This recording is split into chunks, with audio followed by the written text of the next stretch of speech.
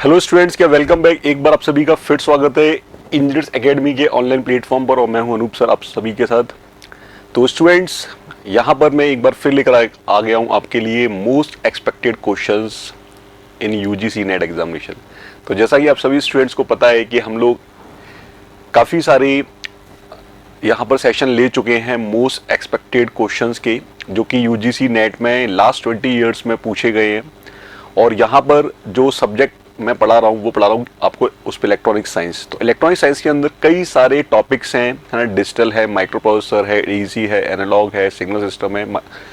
तो इन सभी टॉपिक के हम लोग यहाँ पर काफ़ी ज़्यादा अध्ययन करके, काफ़ी ज़्यादा डीप रिसर्च करके क्वेश्चंस को इकट्ठा कर रहे हैं। और ये वो क्वेश्चंस हैं जो कि मतलब लास्ट 20 ईयर्स में, चाहे वो जून वाला सेशन हो या फिर जनवरी वाला सेशन हो, उन सेशंस में क्वेश्चन हमें मतलब कि मिल रहे हैं, कि टकरा रहे हैं। ठीक है, तो यहाँ पर अगेन मेरे साथ आप लोग बिल्कुल एंड सेशन तक बने रहिएगा, है ना। 1 घंटे का मैक्सिमम 1 घंटे का सेशन रहता है। देन सेकेंड थिंग इज कि यदि आप इन क्वेश्चंस को लगा लेते हो तो सबसे बड़ी बात तो ये कि आपने मोस्ट एक्सपेक्टेड क्वेश्चंस कर लिए जो कि पूछे जा सकते हैं या पूछे गए हैं, है ना। दूसरी बात ये कि जब हम क्वेश्चंस को करते हैं तो एक सबसे बड़ा फायदा तो ये होता है कि हमने यदि सपोज बहुत ज़्यादा कंसेप्ट पढ़ रखे हैं, कि थ्योरी पढ़ रखी है, तो क्वेश्चंस ही नहीं पता हमें कि क्वेश्चंस कैसे आते हैं, क्या पूछा जाता है क्वेश्चंस में, तो वो हमें यहाँ पता चल जाएगा। तो लास्ट मोमेंट पर ये काफ़ी मतलब स्ट्रेटजी काम करने वाली है ना। देन दूसरी बात ये कि आपने पढ़ लिया, क्वेश्चंस का पता ही नहीं है आपको कि क्वेश्चन पूछे, तो यहाँ पे आपको क्वेश्चन मिल जाएंगे। देन सेकेंड थिंग इज कि सारे के सारे क्वेश्चन जो है ना लास्ट ईयर के क्वेश्चन है, तो कहीं ना कहीं आपका कॉन्फिडेंस लेवल बढ़ेगा कि मैंने जो पढ़ा है और फिर जो मुझसे क्वेश्चन पूछे जा रहे हैं वो क्वेश्चन मुझसे बन रहे हैं। तो ये क्वेश्चन कोई ऐसा नहीं है कि मैंने अपने मन से बनाए हुए, ये सारे क्वेश्चन स्टैंडर्ड क्वेश्चंस हैं जो कि लास्ट ईयर, है ना, यूजीसी नेट एग्जामिनेशन में पूछे गए इलेक्ट्रॉनिक साइंस के अंदर। तीसरी सबसे अच्छी बात यह है कि जब हम किसी पेपर की तैयारी करते हैं तो हमें पता होना चाहिए कि पेपर में किस तरह से क्वेश्चंस पूछे जाते हैं, क्योंकि यूजीसी नेट के अंदर काफ़ी इंपॉर्टेंट बात यह है कि यहाँ पर क्वेश्चन का कंसेप्ट एक अलग चीज़ है, लेकिन क्वेश्चन पूछने का तरीका वो सबसे ज़्यादा इंपॉर्टेंट है। तो जैसे कि आपने मेरे के प्रीवियस सेशन देखे होंगे, मैंने उन सेशंस में भी ये चीज़ बहुत अच्छे से की है आपसे डिस्कस, कि यहाँ यूजीसी नेट के अंदर क्वेश्चन पूछने का जो तरीका है, जो पैटर्न है, वो बड़ा अलग है। यहाँ पर सारे ही क्वेश्चन मल्टीपल चॉइस क्वेश्चन हैं। आपको यहाँ पर 4 ऑप्शन मिलेंगे, उनमें से किसी एक ऑप्शन को टिक करना है जो कि सही आंसर होगा। लेकिन उसके बावजूद भी क्वेश्चन पूछने के तरीके में, जैसे कि सबसे पहले असर्शन रीजन, असर्शन दिया है, रीजन दिया है, और फिर आपको 4 ऑप्शन दिए हुए हैं कि असर्शन ट्रू है, रीजन ट्रू है, असर्शन ट्रू है, रीजन सही है, एक्सप्लेनेशन सही है ना असर्शन का, असर्शन फॉल्स है, रीजन ट्रू है, असर्शन ट्रू है, रीजन फॉल्स है। इस तरह से 4 ऑप्शन दिए हुए। तो बड़ा आपने वहाँ पर स्टडी किया और मैंने बताया कि assertion reason one of the most toughest questions होते हैं इन यूजीसी नेट एग्जामिनेशन, क्योंकि यहाँ पर असर्शन रीजन में आपको 100% इन्फॉर्मेशन का पता होना जरूरी है। आपका 99% भी इन्फॉर्मेशन है तो वहाँ पे आप फंस जाओगे, आंसर को नहीं बता पाओगे या फिर गलत आंसर करके चले आओगे। दूसरी बात फिर मैंने बताया था यहाँ पे क्या मैच द फॉलोइंग के, है ना, आने वाले हैं मैच द फॉलोइंग। तो एक तरफ लिस्ट 1 होगी, एक तरफ लिस्ट 2 होगी। लिस्ट 1 में कुछ दिया होगा, लिस्ट 2 का उनसे कोई रिलेशन होगा, तो वो आपको मैच करनी है। तीसरे तरह के क्वेश्चन यहाँ पे स्टेटमेंट वाले आते हैं, स्टेटमेंट 1, स्टेटमेंट 2, और फिर 4 ऑप्शन दिए होंगे, स्टेटमेंट 1 और 2 दोनों सही हैं, दोनों गलत हैं, एक सही है, एक गलत है, इस तरह से, है ना। तो वो स्टेटमेंट 1, स्टेटमेंट 2 भी बड़े अच्छे क्वेश्चन रहते हैं, क्योंकि वहाँ पर भी आपको कम इन्फॉर्मेशन है। सपोज आपको एक ही स्टेटमेंट के बारे में पता है ना, दूसरे स्टेटमेंट पता, तो आप 50% तक सही आंसर बता सकते हैं उसका। बात बाकी तो ये है कि मतलब 100% तो हम लोग मतलब तुक्का मार ही नहीं सकते। हम तुक्का मार रहे हैं बट अपनी प्रोबेबिलिटी, है ना, सक्सेस की प्रोबेबिलिटी को बढ़ाने की कोशिश कर रहे हैं। अच्छा, इसके बाद आते हैं कुछ और क्वेश्चन जिनमें कि हमें मल्टीपल स्टेटमेंट दिए होते हैं, A B C D E, है ना, 3 4 5 स्टेटमेंट दे दिए, और फिर उसमें पूछते हैं कि इनमें से कौन सा करेक्ट स्टेटमेंट होगा, और फिर 4 ऑप्शन बनाए जाते हैं। तो वो ऑप्शंस भी बड़े अच्छे से हम लोग एलिमिनेशन मेथड का यूज करके कर सकते हैं। कैसे कि जो स्टेटमेंट है उनको देख लो किस किस ऑप्शन में प्रेजेंट है, बाद बाकी हटाओ, या कौन सा स्टेटमेंट बिल्कुल नहीं होगा उनको डिस्कार्ड कर दो, क्योंकि ये तो कोई मतलब ही नहीं है ना। तो इस तरह से है। तो मेरे सेशंस में मैं हमेशा पूरी कोशिश करता हूं कि क्वेश्चन कराना मेरा टास्क नहीं है, क्वेश्चन के पीछे जो कंसेप्ट है मेरा उस तक पहुंचाना है टास्क। इसका मतलब ये हुआ कि मेरी कोशिश ये है कि आप क्वेश्चन के पीछे मत भागो, क्वेश्चन का जो कंसेप्ट है ना उसके पीछे भागो कि क्वेश्चन कितने डिफरेंट तरीके से पूछा जा सकता है ना। तो मोस्ट ऑफ द स्टूडेंट क्या करते हैं, क्वेश्चन क्या रट लेते हैं, आप रट लो, कोई दिक्कत नहीं है, लेकिन क्वेश्चन यदि थोड़ा भी चेंज कर दिया है ना, पूछने का क्या तरीका, कंसेप्ट तो वही रहेगा, पूछने तरीका चेंज कर दिया तो फिर आप क्या भटक जाओगे, बस फिर वहीं आपका दिमाग खराब हो जाएगा, आप बोलोगे अरे सर ये क्वेश्चन समझ में नहीं आ रहा।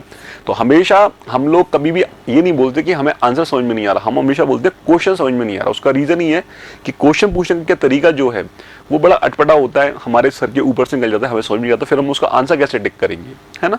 तो यहाँ पर ये सारी चीजों को मैं डिस्कस करूंगा। अब मैं यहाँ पे सेशन को स्टार्ट कर रहा हूँ, ठीक है। तो मैंने पार्ट 1 में एनालॉग के, मैं यहाँ पर आज जो ले रहा हूँ वो ले रहा हूँ एनालॉग। पार्ट 1 में मैंने एनालॉग के मोस्ट एक्सपेक्टेड 10 क्वेश्चंस किए थे। अब नेक्स्ट जो पार्ट है पार्ट 2, जिसमें कि मैं अगेन उसके आगे के 10 क्वेश्चन यहाँ पे आप लोगों के साथ डिस्कस करूंगा। तो आप मुझे मेरे साथ बने रहिएगा, जो भी आपके डाउट है कमेंट सेक्शन में आप मुझसे पूछ सकते हो, उनका बाकायदा आपको रिस्पॉन्स मिलेगा, ठीक है। और जो भी आप चाहते हो वो आप मुझे बता दीजिए कमेंट सेक्शन, ठीक है। चलिए स्टार्ट करता हूं मैं।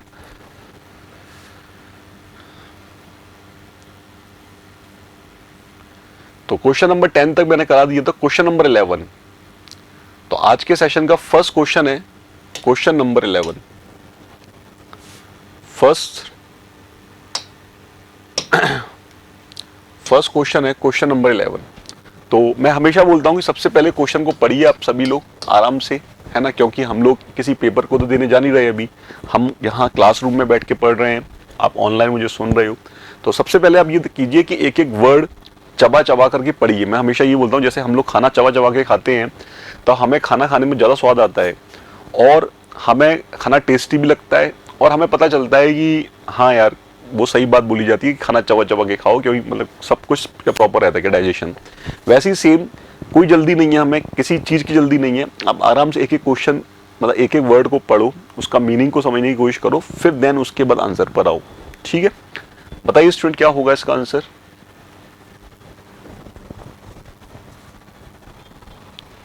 इस क्वेश्चन का आंसर क्या होगा स्टूडेंट, बताइए मुझे।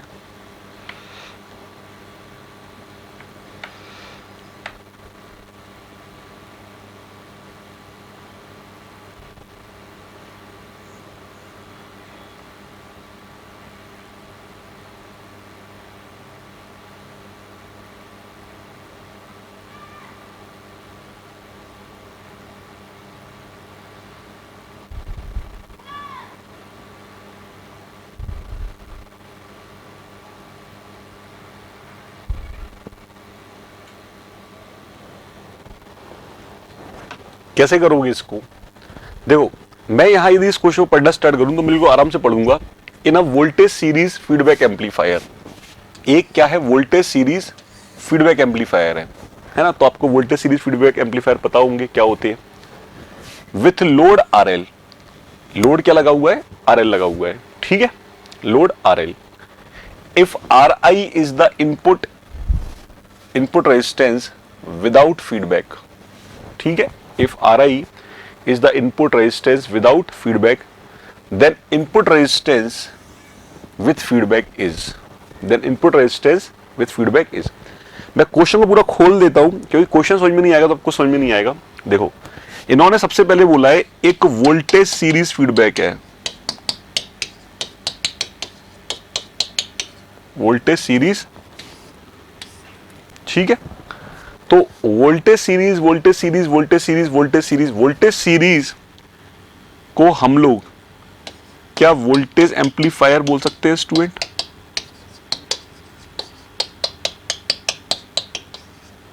सबसे पहले तो ये डिसाइड करो, वोल्टेज सीरीज फीडबैक को हम लोग वोल्टेज एम्पलीफायर बोल सकते हैं क्या।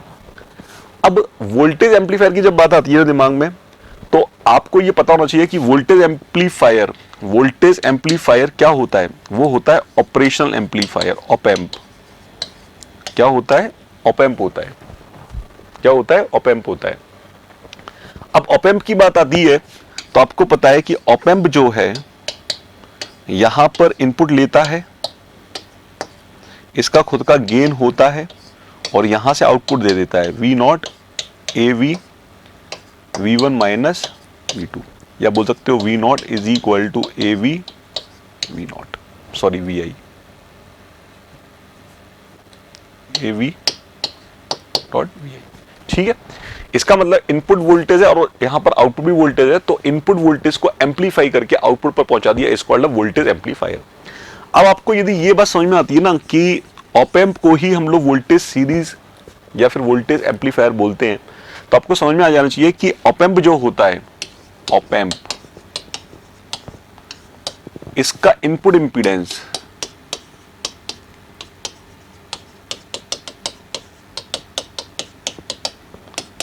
Is very high. Input impedance क्या होता है, बहुत ज्यादा हाई होता है। क्लियर है?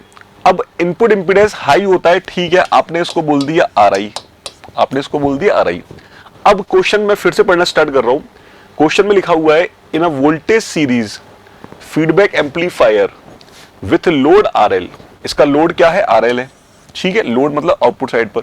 If RI is the input resistance, RI input resistance without feedback, मतलब विदाउट फीडबैक RI क्या है, इनपुट रेजिस्टेंस है।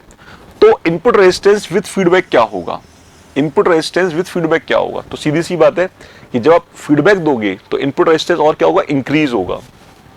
Input resistance RI should be increase, RI क्या होगा, इंक्रीज होगा स्टूडेंट। अब RI इंक्रीज होगा तो आपको पता है कि आपने फीडबैक यहां पे मेंशन नहीं किया, इनको मेंशन करना चाहिए था, है ना, क्वेश्चन में ही है।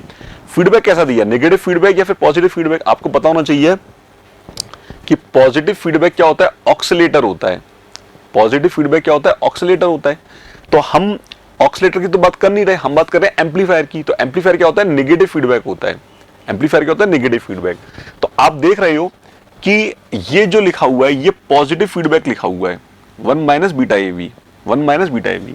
तो आपको ये तो बताया गया है ना कि ये एम्पलीफायर है, यहां से इनपुट दिया VI, यहां से आउटपुट लिया VI, और यहां से फीडबैक दे दिया बीटा के साथ, और कैसा दे दिया, नेगेटिव फीडबैक। तो यहां से जो हमारा गेन बनता है AF, वो क्या बनता है, A upon 1 minus A beta, sorry 1 है ना, A upon 1 plus A beta. तो इससे गेन क्या हो जाएगा, स्टेबल हो जाएगा। तो आप देख रहे हो कि सेकंड तो होगा नहीं, फोर्थ और थर्ड का कोई मतलब ही नहीं है, फोर्थ और थर्ड का कोई मतलब ही नहीं है, ठीक है। तो अब यहां पर ऑप्शंस बड़े अच्छे दिए हुए हैं, ऑप्शंस बड़े अच्छे से दिए हुए हैं कि इन्होंने पूछा है input resistance with feedback is, तो इनपुट रेजिस्टेंस क्या होगा, इन्होंने कोई करेक्ट वाला दिया है क्या, 1 and 3, 1 and 3 आर करेक्ट। 1 और 3 कैसे करेक्ट हो जाएंगे, दोनों कॉन्ट्रडिक्ट कर रहे हैं, तो ये स्टेटमेंट तो वैसे गलत हो गया। 2 and 4 आर रॉन्ग, 2 और 4 रॉन्ग है, ये बात बिल्कुल सही बोल रहा है। 1 and 4 आर रॉन्ग, 1 और 4 रॉन्ग कहाँ है, 1 और 4 तो रॉन्ग नहीं है ना। 3 and 1 आर रॉन्ग, 3 और 1 आर रॉन्ग, भाई 3 रॉन्ग है लेकिन 1 रॉन्ग नहीं है। तो जैसा कि मैंने स्टूडेंट अभी आपसे डिस्कस किया था कि क्वेश्चन इंपॉर्टेंट नहीं है, क्वेश्चन के पूछने का तरीका इंपॉर्टेंट है। अब यहां आपको सब कुछ आता है लेकिन आप सही आंसर टिक नहीं कर पाए तो क्या मतलब है। तो इन्होंने जानबूझ के क्वेश्चन इतना मतलब हम्बल्ड कर दिया, इतना हम्बल्ड कर दिया कि अब यहां पे तुम ढूंढ रहे हो कि सही आंसर ढूंढ रहे हैं, लेकिन सही आंसर ढूंढना है सही के रिस्पेक्ट में। तो सही तो पूछे नहीं गया यहाँ पे सब कुछ चीजें उल्टी सीधी कर दी है। तो अब यहां पर सही आंसर क्या हो गया, बी फॉर बॉम्बे। क्लियर मेरी बात, ये समझ में आ गया स्टूडेंट कि इसका आंसर क्या होगा, बी फॉर बॉम्बे। 2 और 4 दोनों ही रॉन्ग है, 2 और 4 दोनों ही क्या है, रॉन्ग है। क्लियर, बना लो इसको।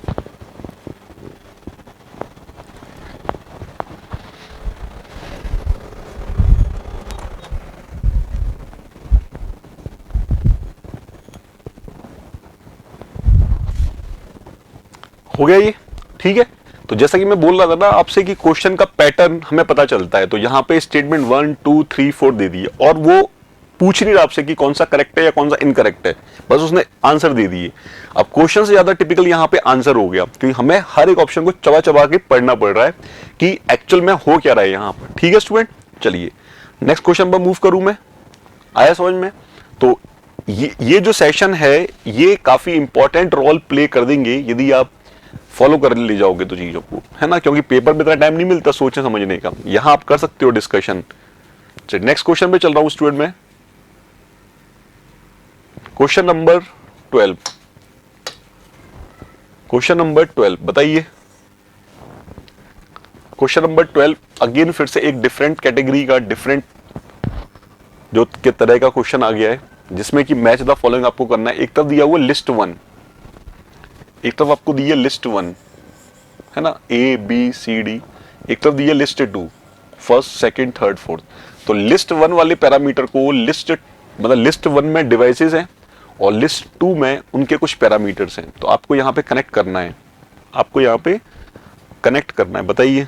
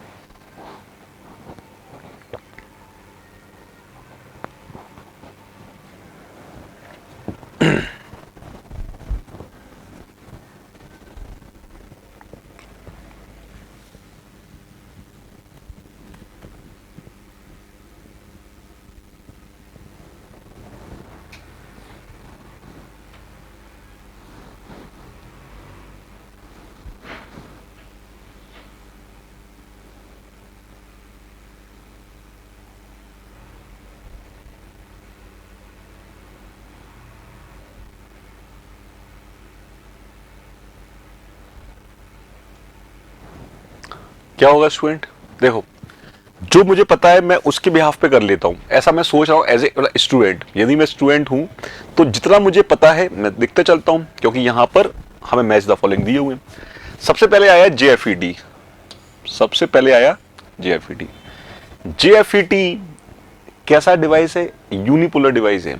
तो JFET में हमने कुछ ड्रेन करंट पड़ी हुई है, सैचुरेशन करंट पड़ी हुई है, पिंच ऑफ वोल्टेज पड़ा हुआ है ना, VGS पड़ा हुआ है, ट्रांस कंडक्टेंस पड़ा हुआ है। तो देखो जरा यहां पर, क्या ये JFET की इक्वेशन है? नहीं है। क्या ये JFET की इक्वेशन है? नहीं है। क्या ये JFET की इक्वेशन है? नहीं है। केवल ये JFET की इक्वेशन है, क्योंकि मुझे 2 IDSS दिख रहा है अपॉन VP दिख रहा है, पिंच ऑफ वोल्टेज। तो बेसिकली ये जो लिखा हुआ है ना, ये JFET का क्या लिखा हुआ है? ट्रांस कंडक्टेंस लिखा हुआ है, GM। क्या लिखा हुआ है? Transconductance GM।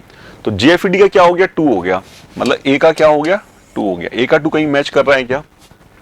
अरे A का 2 तो केवल एक ही जगह मैच कर रहा है, A का 2 तो केवल एक ही जगह मैच कर रहा है। अब तो हमें क्वेश्चन पढ़ने की आगे जरूरत भी नहीं है। क्यों? क्योंकि जिस तरह से क्वेश्चन पूछा गया है ना, list 1 list 2 match the following करके, हमारा एक ही चीज मिल गया, हम सीधे आंसर कर देंगे टिक। बोलो हाँ या ना, हम कर देंगे आंसर को टिक। हो गया आंसर टिक। अब आंसर टिक हो गया तो चलो मैं आगे बढ़ लेता हूं कि JFET तो हो गया A।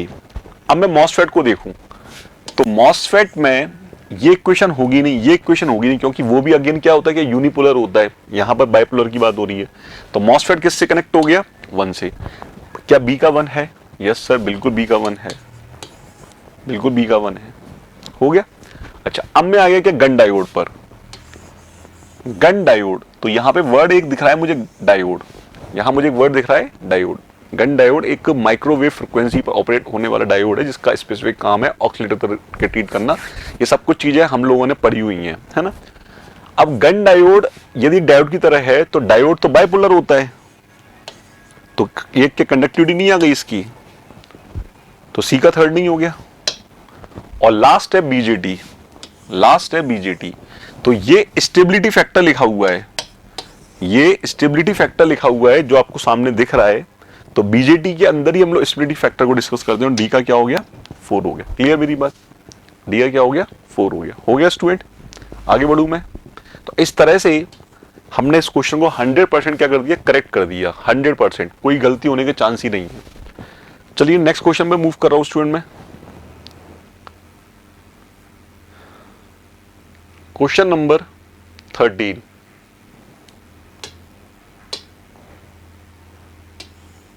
क्वेश्चन नंबर 13, ठीक है। ये फिर से अगेन उसी कैटेगरी का क्वेश्चन आ गया जहां पर आपको मैच द फॉलोइंग करनी है। लेकिन अब ये मैच द फॉलोइंग 2 कॉलम के बीच में नहीं है, पर्टिकुलर एक चीज पूछी गई है, उसका आपको यहां रिलेशन बताना है। बताइए मुझे क्या होगा। सबसे पहले क्वेश्चन को पढ़ना सीखिए, क्योंकि मोस्ट ऑफ द स्टूडेंट्स के साथ दिक्कत यही है कि वो चाहते हैं कि क्वेश्चन बिना पढ़े आंसर टिक कर दें। ऐसा कैसे पॉसिबल है ना? ऐसे कैसे पॉसिबल है कि आप बिना पढ़े क्वेश्चन का आंसर टिक कर दो?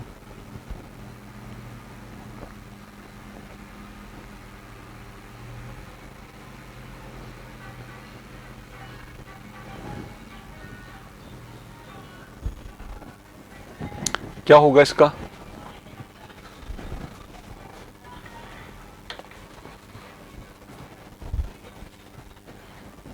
क्या होगा इसका आंसर?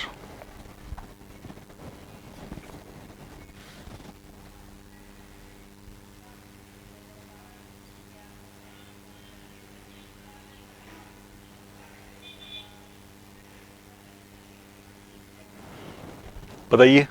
चलिए, क्वेश्चन पढ़ा आपने? क्वेश्चन लिखा हुआ है अरेंज द फॉलोइंग एम्पलीफायर। आपको एम्पलीफायर दिए हुए इन द इंक्रीजिंग ऑर्डर, मतलब बढ़ते हुए क्रम में, देयर करंट गेन। मतलब करंट गेन को बढ़ते हुए ऑर्डर में, आपको इंक्रीजिंग ऑर्डर में बताना है ना? और इंक्रीजिंग ऑर्डर मतलब हो गया कि लेफ्ट से राइट की तरफ आप क्या हो रहे हो, बढ़ रहे हो। चलो, तो मैंने पढ़ना स्टार्ट किया। मुझे एक चीज बताए कि सबसे कम करंट गेन किसका होता है? अल्फा। किसका होता है? Common base. अल्फा को कॉमन बेस ही तो बोलते हैं। इसके बाद जो नेक्स्ट होता है वो होता है बीटा। वो क्या होता है? Common ammeter. इसके बाद जो नेक्स्ट होता है वो होता है गामा, जिसको हम बोलते हैं कॉमन कलेक्टर। ठीक है, तो देखो यहां पर कॉमन बेस दिख रहा है क्या आपको? यस सर, कॉमन बेस दिख रहा है हमें। तो मैं यहां 2 लिख दूं क्या? लिख दीजिए सर। फिर क्या कॉमन एमीटर दिख रहा है क्या? यस सर, कॉमन एमीटर भी दिख रहा है। तो क्या मैं इसको 1 लिख दूं क्या? यस सर, लिख दीजिए बिल्कुल। फिर क्या कॉमन कलेक्टर दिख रहा है क्या? यस सर, कॉमन कलेक्टर दिख रहा है।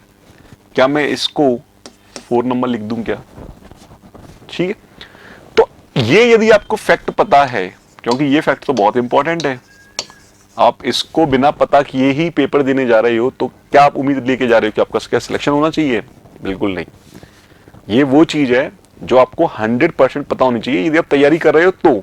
अदरवाइज आपको ये नहीं पता ना, तो आपकी तैयारी का क्या मायने वो मुझे समझ में नहीं आ रहा। अब देखो 214 कहीं पर दिख रहा है आपको? 214 214 मैंने देखना स्टार्ट किया, 2 दिखा, 1 दिखा, 4 दिखा, 2 दिखा, 1 दिखा, 4 दिखा, 2 दिखा, 1 दिखा, 4 दिखा। कहीं दिख रहा है? नहीं दिख रहा। तो बिना सोचे समझे मैंने आंसर ए को टिक कर दिया। बिना सोचे समझे मैंने आंसर ए को टिक कर दिया। ठीक। अब किसी स्टूडेंट ने ये पूछा कि सर ये तो ठीक है, लेकिन यहां पर एक डार्लिंगटन एम्पलीफायर दिख रहा है, इसको तो आपने डिस्कस ही नहीं किया। इसको तो हमने डिस्कस नहीं किया। तो बच्चा मैं बता देता हूं, जो डार्लिंगटन एम्पलीफायर होता है, इसका जो करंट गेन होता है,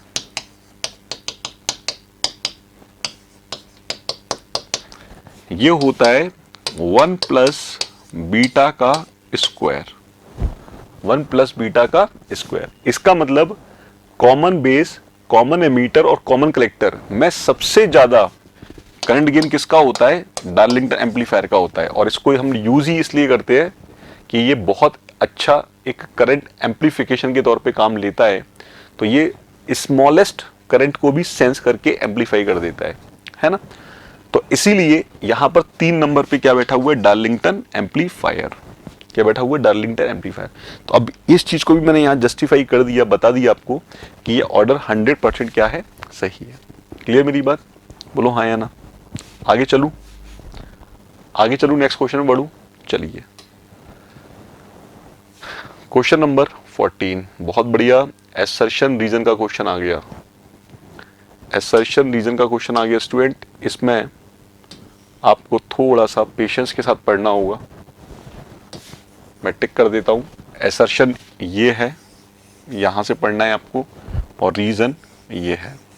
बात बाकी तो उन्होंने जो रामायण ये लिखी हुई है, ये बताने की लिखी हुई है कि कौन सा ऑप्शन टिक कब करोगे आप, है ना? कौन सा ऑप्शन कब टिक करोगे, इसलिए लिखा हुआ है। पढ़िए यहाँ पे एसर्शन और रीजन दोनों को।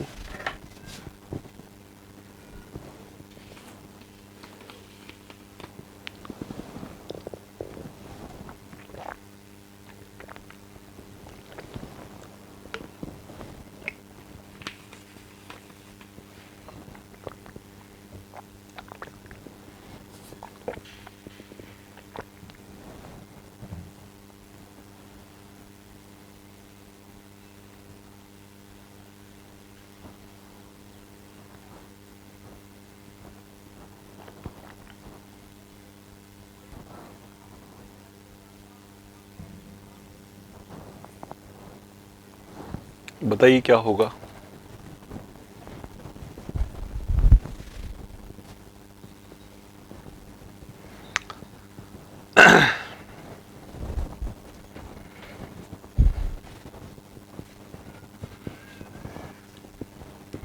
यहां पर एसर्शन जो आपसे बोल रहा है स्टूडेंट, वो एसर्शन पढ़ लेते हैं क्या लिखा हुआ है। In a PN junction the electron crossing the junction from right to left constitute a current in the same direction as a whole crossing the junction from left to right, है ना। बड़ी भारी बात बोल दी है, तो मैं यहां बना लेता हूं ताकि आपको समझा पाऊं अच्छे से। ये P है, ये N है ना। यहां से जो होल है वो तो इधर ट्रेवल करेंगे, लेकिन यहां के जो इलेक्ट्रॉन है वो इधर ट्रेवल करेंगे, और जो रिजल्टेंट करंट है वो हमेशा होल की डायरेक्शन में फ्लो करेगी। जो रिजल्टेंट करंट है वो हमेशा होल की डायरेक्शन में फ्लो करेगी। तो मैं एक एक करके पढ़ना स्टार्ट करता हूं कि इलेक्ट्रॉन जो हैं स्टूडेंट, वो वास्तव में राइट टू लेफ्ट आ रहे हैं क्या। तो in a PN junction the electron crossing the junction from right to left, ये बात बिल्कुल सही लिखी हुई है, फ्रॉम राइट टू लेफ्ट, है ना। मैंने उसको कर दिया circle. Constitute A current in the same direction as whole crossing the junction from left to right। तो ये बात भी सही है कि होल जो है वो लेफ्ट से राइट में मूव कर रहे हैं, और करंट की डायरेक्शन सेम होगी होल के फ्लो के डायरेक्शन की। इसका मतलब स्टूडेंट असर्शन तो करेक्ट हो गया नहीं हो गया, कोई दिक्कत, कोई डाउट। असर्शन तो हमारा करेक्ट हो गया। अब मैं आ जाता हूं इस रीजन के पास। इस रीजन में ये क्या बोल रहा है, इस रीजन में बोल रहा है in a PN junction the low value of depletion region capacitance can be obtained with reverse biasing, अब इन्होंने बाइसिंग की बात कर दी, तो सबसे पहले तो बात करते हैं रिवर्स बाइसिंग क्या होती है। रिवर्स बाइसिंग मतलब ये हो गया कि नेगेटिव टर्मिनल को बैटरी के, एक हमने एक्सटर्नल बैटरी लगा दी, और एक एक्सटर्नल बैटरी लगाने के बाद हमने इस नेगेटिव टर्मिनल को इसके P से और पॉजिटिव टर्मिनल को इसके N से जोड़ दिया, तो इसको हम बोलते हैं रिवर्स बाइसिंग। ठीक है। अब रिवर्स बाइसिंग में होता क्या है कि ये जो डिप्लेशन विड्थ है, जिसको हम लोग जंक्शन बोलते हैं, ये विड्थ बहुत ज्यादा बढ़ जाती है। विड्थ क्या होती है, बहुत ज्यादा बढ़ जाती है, और डिप्लेशन जब विड्थ बढ़ जाएगी तो कैपेसिटेंस क्या होता है, C बराबर एप्सिलॉन A अपॉन D, मतलब एप्सिलॉन A अपॉन W। इसका मतलब जंक्शन कैपेसिटेंस क्या हो जाता है, डिक्रीज कर जाता है। तो इसका मतलब रिवर्स बाइस करने पर डिप्लेशन विड्थ बढ़ेगी, that means reverse bias region में जंक्शन कैपेसिटेंस क्या होगा, डिक्रीज करेगा। तो अब ये देख लेते हैं क्या ये बात सही है क्या। In a PN junction the low value of depletion region capacitance, मैंने इसको इंसर्कल कर दिया, can be obtained with reverse biasing. मतलब ये स्टेटमेंट बिल्कुल सही है, ठीक है। अब इंटरेस्टिंग बात ये आ गई कि असर्शन भी सही है, रीजन भी सही है। अब आप कौन सा टिक करोगे। तो मुझे एक चीज बताओ कि असर्शन को होने के लिए रीजन सही एक्सप्लेनेशन है। असर्शन जो हो रहा है, क्या रीजन उसका सही एक्सप्लेनेशन है, गलत। असर्शन अपने आप इंडिपेंडेंट है भाई। इलेक्ट्रॉन की डायरेक्शन होल की डायरेक्शन के अपोजिट होती है, और करंट की डायरेक्शन आप होल की डायरेक्शन में बोल लो या अपोजिट टू द इलेक्ट्रॉन की डायरेक्शन बोल दो, बात एक ही है।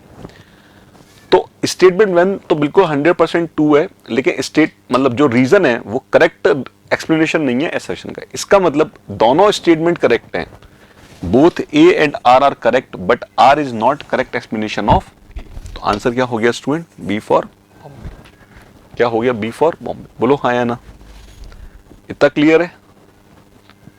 क्लियर है स्टूडेंट, B फॉर बॉम्बे। चलूं आगे, नेक्स्ट क्वेश्चन में मूव करूं। चलिए, तो नेक्स्ट क्वेश्चन आपकी स्क्रीन पर, क्वेश्चन नंबर 15। फिर से एक असर्शन रीजन का क्वेश्चन है आपकी स्क्रीन पर। बताएं मुझे क्या होगा असर्शन रीजन, क्या होगा, पढ़े इसको।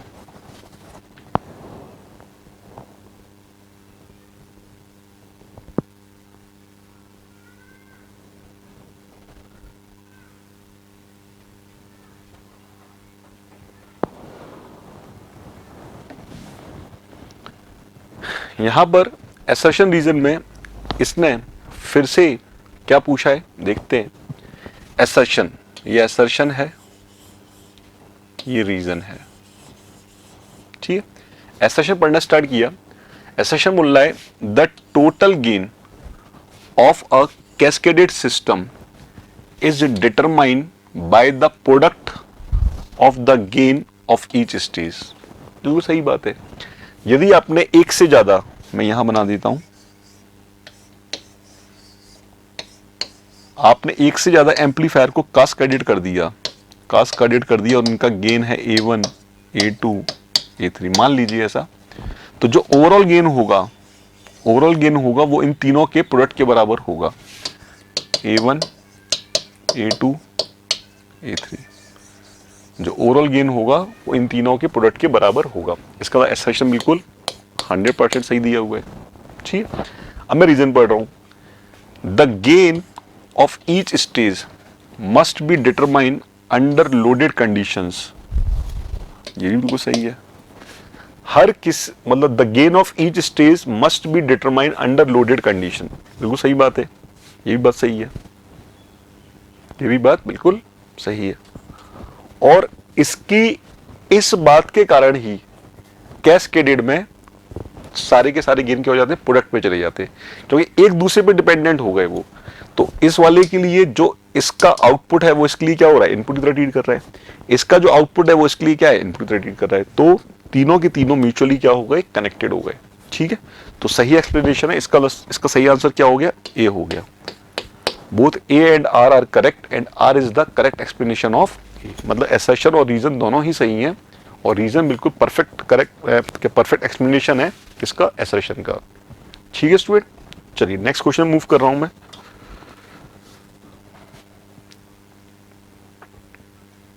क्वेश्चन नंबर 16 बताए। एक न्यूमेरिकल क्वेश्चन पूछ लिया, एक डेटा टाइप क्वेश्चन पूछ लिया, एक न्यूमेरिकल क्वेश्चन पूछ लिया जिसमें कि आपको न्यूमेरिकल वैल्यू की रिक्वायरमेंट होगी, कैलकुलेशन की रिक्वायरमेंट होगी। बताएं मुझे।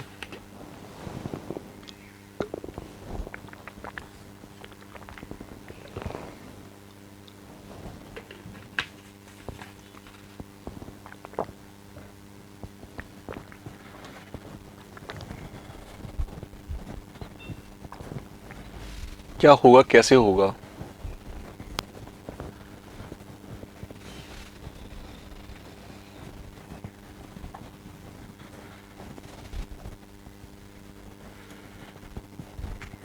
यहां पे क्वेश्चन दिया हुआ है when the RMS output voltage, RMS याद रखिएगा, आरएमएस है ये।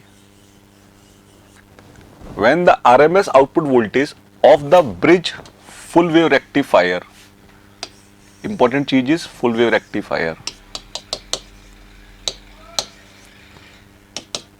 ठीक है, इज 20 वोल्ट। इज कितना है, 20 वोल्ट है। Then P I V across the diode. तो पीक इनवर्स डायोड का बताइए क्या होगा, पीक इनवर्स बताइए डायोड का क्या होगा, ठीक है स्टूडेंट। चलिए तो अब इस क्वेश्चन को कैसे करोगे आप। P I V peak inverse मतलब क्या वोल्टेज आपको पता है क्या होता है किसी भी डायोड का, है ना, फुल वेव रेक्टिफायर में, हाफ वेव रेक्टिफायर। चलो तो सबसे पहले मैं बोल रहा हूं कि कोई फुल वेव रेक्टिफायर है, यदि मैं उसमें सबसे पहले आरएमएस वैल्यू की बात करूं, आरएमएस, तो वो आरएमएस क्या होता है, वो होता है Vm/√2। सही लिखा है मैंने ये, बताइए।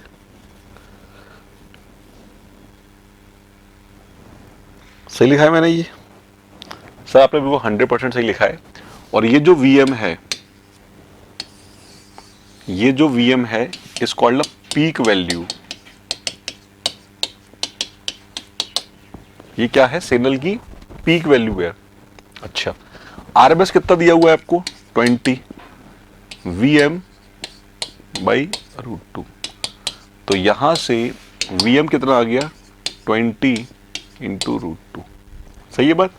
अच्छा, अब 20 × √2 आप चाहो तो कैलकुलेट कर लो। 20 × √2 की वैल्यू कितनी होती है? 1.41, है ना? कर लो इसको, 2 एकम 2 चौक 8, सही आ गया। तो Vm आ गया आपका 28.2। Vm कितना आ गया आपका? 28.2। अब इसने पूछा है आपसे क्या? Peak inverse voltage. अब इसने पूछा है PIV, पीक इनवर्स वोल्टेज। तो आपको याद होना चाहिए, यदि ये ब्रिज टाइप रेक्टिफायर है फुल वेव, तो इसका पीक इनवर्स वोल्टेज कितना होता है? Vm कितना आ गया? 28 क्लियर है मेरी बात? तो आंसर ABCD में से कौन सा मैच कर रहा है? A for Agra. आंसर कौन सा मैच कर रहा है? A for Agra. अब मैं आपको ये बताना चाह रहा हूं कि यदि ये यहां पर ब्रिज नहीं लिखते, यदि ये यहां पर ब्रिज नहीं लिखते, इसकी जगह सेंटर टेप्ड आ जाता, सपोज लगा रहा हूं मैं, तो फिर वहां पर पीक इनवर्स वोल्टेज कितना होता है फॉर सेंटर टेप?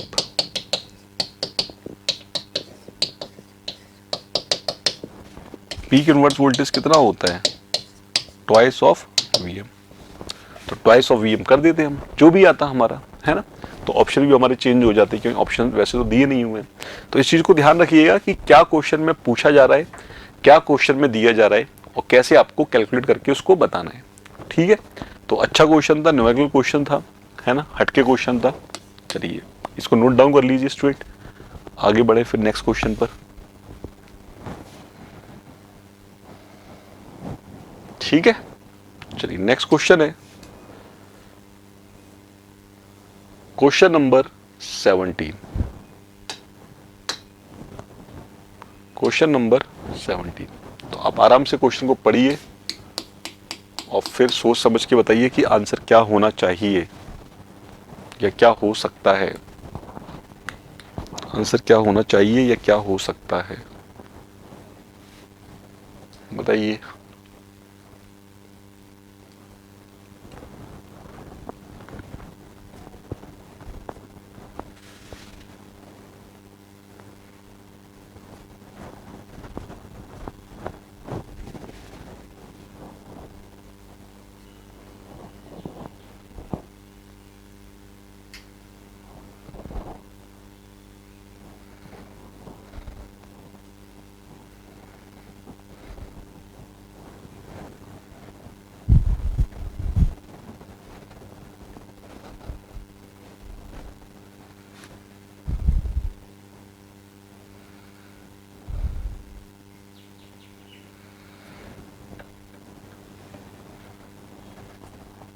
क्या होगा बताइए स्टूडेंट।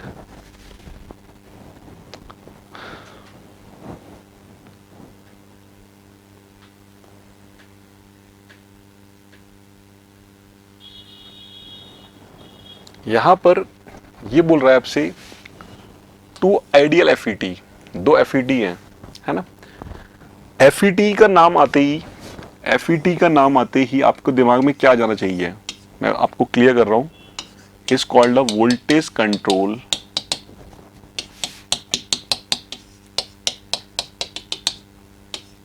Current source.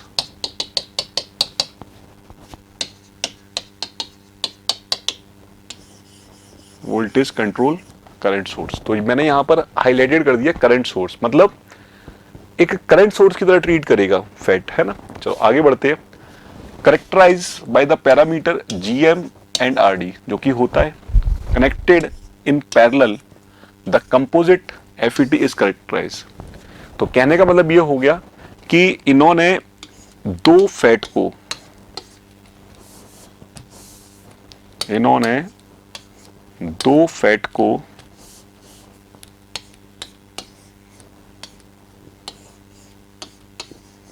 पैरेलल में कनेक्ट कर दिया। ये A है और ये B है, ठीक है? तो मैं आपको बता देता हूं कि GM जो है, GM ये है ट्रांस कंडक्टेंस,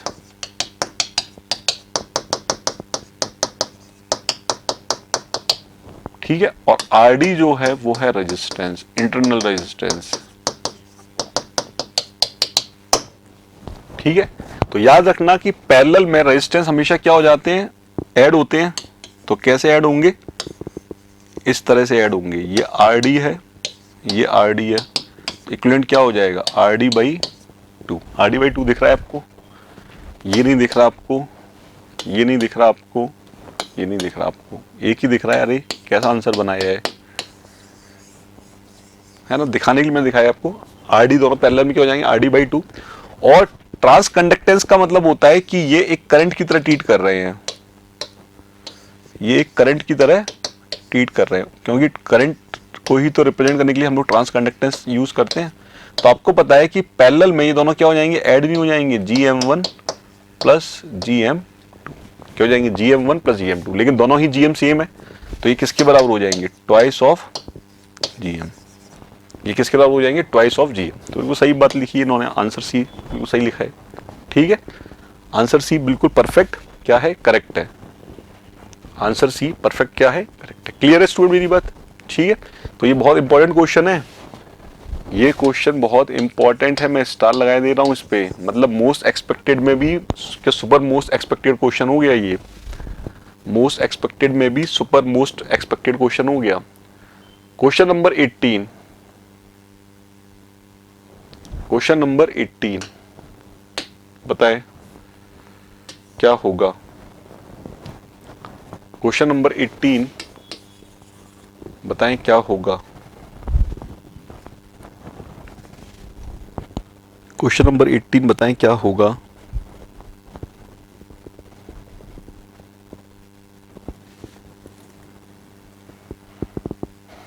क्वेश्चन नंबर 18 को आराम से पढ़िए, क्या बोलना चाह रहा है, और उसके बाद फिर सोच समझ के बताइएगा, क्योंकि इस तरह के क्वेश्चन मैं ऑलरेडी डिस्कस कर चुका हूं आपके साथ कि कैसे करने होते हैं स्मार्ट तरीके से। इस तरह के क्वेश्चन कैसे करने होते हैं स्मार्ट तरीके से मैं आपको ऑलरेडी डिस्कस कर चुका हूं। बताइए क्या होगा।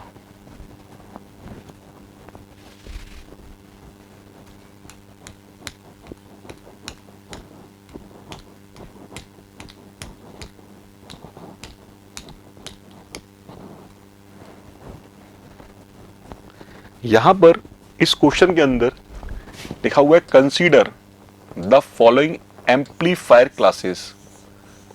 एम्पलीफायर क्लासेस ली हुई है, class C, class A B, class A, class B, है ना। पावर एम्पलीफायर में होती नहीं होती क्या क्लासेस। फिर उन्होंने बोला है the correct order in increasing, मतलब बढ़ते हुए क्रम में, है ना, एफिशिएंसी बतानी है। क्या बतानी है आपको, एफिशिएंसी बतानी है कि सबसे पहले लोएस्ट, उसके बाद हाईएस्ट, हायर, फिर हायर, फिर हायर, फिर हाईएस्ट, इस तरह से, है ना, इंक्रीजिंग ऑर्डर में। तो आपको याद है तो आपका काम हो जाएगा, अदरवाइज आप फंस जाओगे, अदरवाइज आप फंस जाओगे। ठीक है, सबसे पहले हम बात करते हैं क्लास ए एम्पलीफायर की। क्लास ए एम्पलीफायर की एफिशिएंसी कितनी होती है, 25%। कितनी होती है, 25%। फिर उसके बाद किसकी आती है, क्लास बी की। क्लास बी की कितनी होती है स्टूडेंट, क्लास बी की कितनी होती है, 50%। क्लास बी की कितनी होती है, 50%। फिर क्लास ए बी पर आते हैं, कितनी होती है, 75%। कितनी होती है, 75%। फिर क्लास सी पर आते हैं, कितनी होती है, 90%। कितनी होती है, 90%। ठीक है, ये बुक्स में अलग अलग दी हुई है, लेकिन हम देखना चाह रहे हैं कि किसकी किसके रिस्पेक्ट में कम है ज्यादा है ना। फैक्ट पर फोकस मत करिएगा, फैक्ट हो सकता है कम ज्यादा हो जाए, 89 हो जाए, 88 हो जाए, 85 हो जाए, बट इट डजंट मैटर, ज्यादा तो है ना इन चारों के रिस्पेक्ट में। ठीक है, तो मिल्वन हेल्केस यदि आप पढ़ते हो तो वहां पर ये चीज है, क्योंकि स्टैंड बुक में मैं रेफर यूज करता हूं। तो अब आप देख रहे हो कि सबसे कम किसकी है, तो थर्ड नंबर पर कोई है क्या, थर्ड नंबर पर एक तो ये दिया, एक ये दिया है ना। उसके बाद मैं देख रहा हूं सबसे हाईएस्ट किसकी है, तो हाईएस्ट पर ये दिया है, ये दिया है। देखो इन्होंने बड़ी चालाकी से गेम खेली, इनको पता था कि क्लास सी सबको रटा हुआ रहता है, सबसे हाईएस्ट, तो 1 1 1 1 सब जगह चिपका दिया, है ना। चलो अब ये दो तो हो गए। अब आता हूं मैं कि क्लास बी आएगा या क्लास ए बी आएगा, क्लास बी आएगा या क्लास ए बी आएगा। तो याद रखना क्लास बी की कितनी होती है, तो अब थर्ड के बाद क्या आएगा, सेकंड आएगा, और सेकंड के बाद क्या आएगा, सॉरी मैंने भी गलत कर दिया, कहाँ गया, थर्ड आ गया है ना, थर्ड के बाद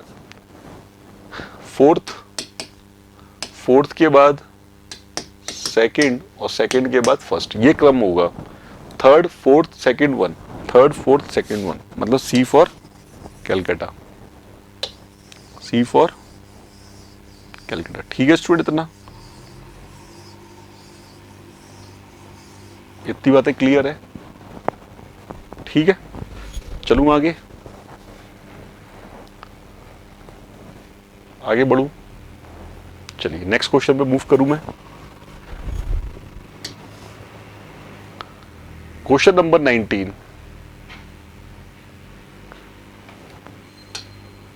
क्वेश्चन नंबर 19। ठीक है, अगेन ये मैच द फॉलोइंग का क्वेश्चन आ गया, जिसमें कि आपको मैच करनी होंगी। तो वैरायटी ऑफ क्वेश्चन है, पैटर्न ऑफ क्वेश्चंस हैं, बताएं क्या होगा इसका।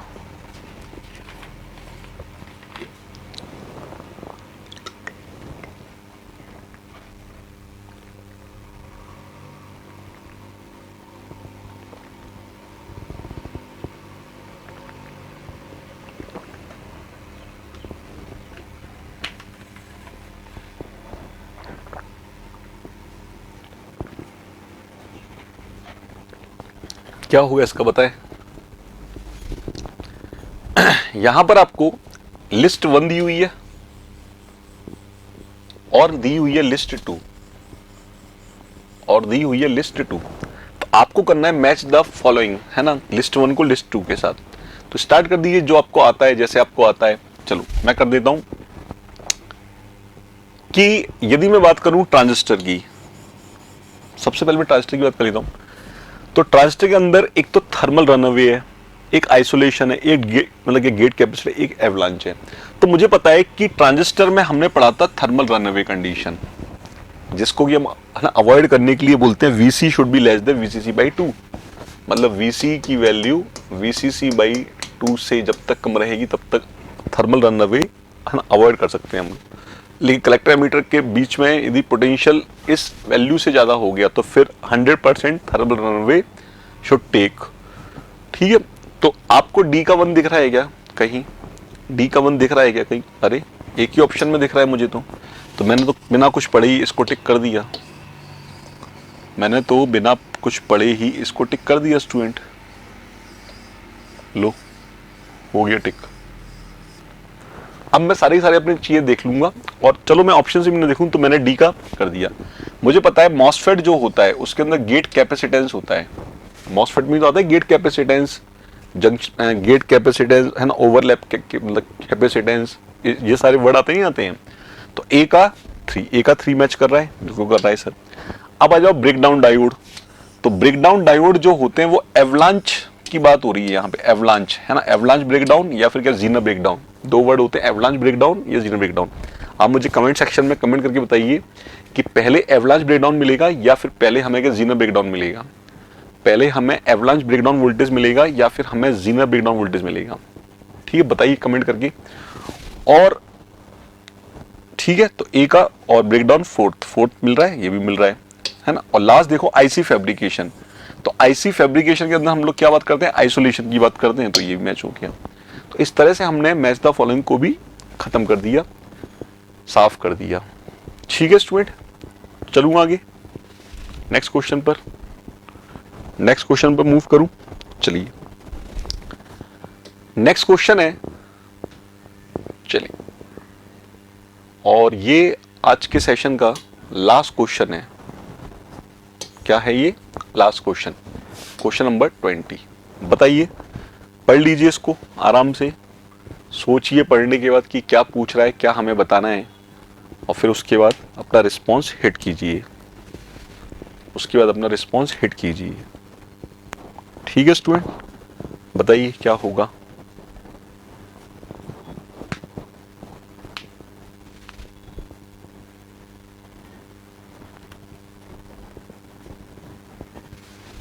बताइए क्या होगा।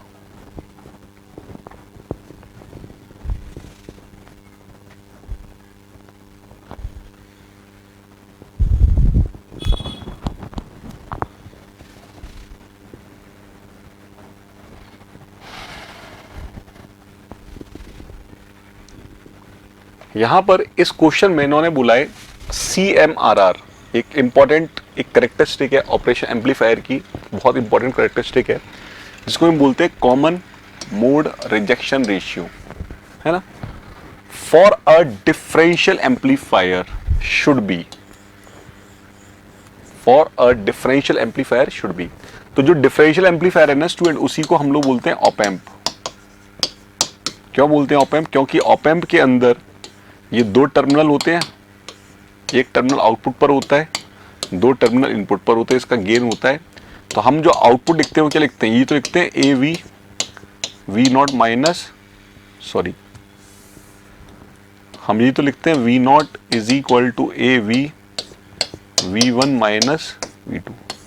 तो यहां पर इन दोनों के डिफरेंस से,